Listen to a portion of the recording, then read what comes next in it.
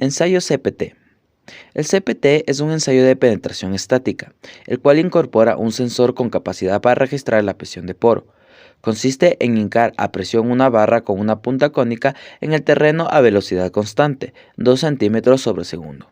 Se mide el esfuerzo necesario para la penetración de la punta y la fricción, que se desarrolla en la superficie de una camisa colocada inmediatamente después de la punta cónica, como podemos observar en la figura en la zona sombreada. Los suelos blandos, tanto granulares como cohesivos, constituyen el campo de aplicidad óptima de este ensayo. Se debe evitar su aplicación en presencia de bolos, ya que estos pueden conducir al rechazo del ensayo o pueden ocasionar daños al equipo. Equipo. El equipo consta básicamente de los siguientes componentes. Cono.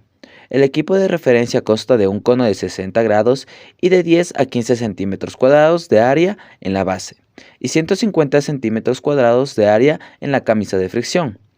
La extensión cilíndrica de la punta tiene un diámetro exterior de 35.7 milímetros. Existen dos tipos de puntas cónicas, mecánicas y eléctricas. Son capaces de medir la penetración y la fricción por medio de sensores de presión que transmiten la información a la superficie a través de un cable que pasa por el interior del varillaje de hinca.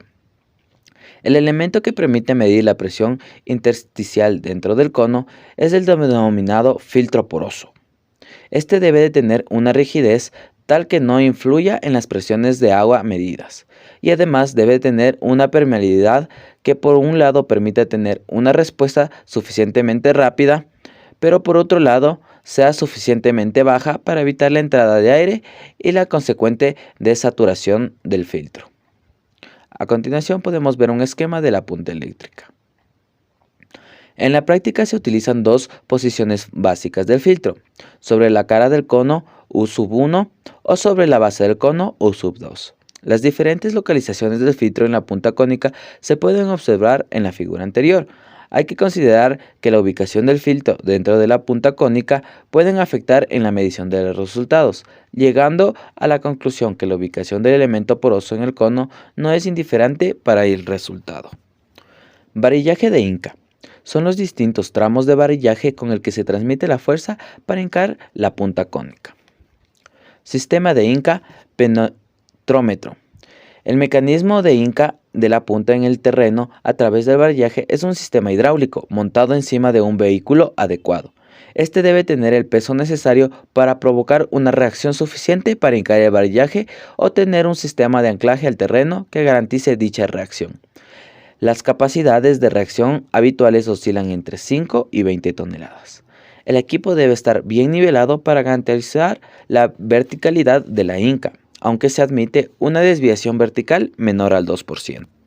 Equipo de toma de datos en la superficie. Es el equipo instalado en superficie formado por un sistema de adquisición de datos que registra a tiempo real los parámetros medidos con el ensayo. La adquisición sigue el siguiente esquema. Células de carga cono, que se transmiten mediante señales analógicas que van a un convertidor o convertidora, que se convierten en señales digitales, las cuales se dirigen a un ordenador y finalmente se transforman en una restitución gráfica y numérica de los parámetros a tiempo real.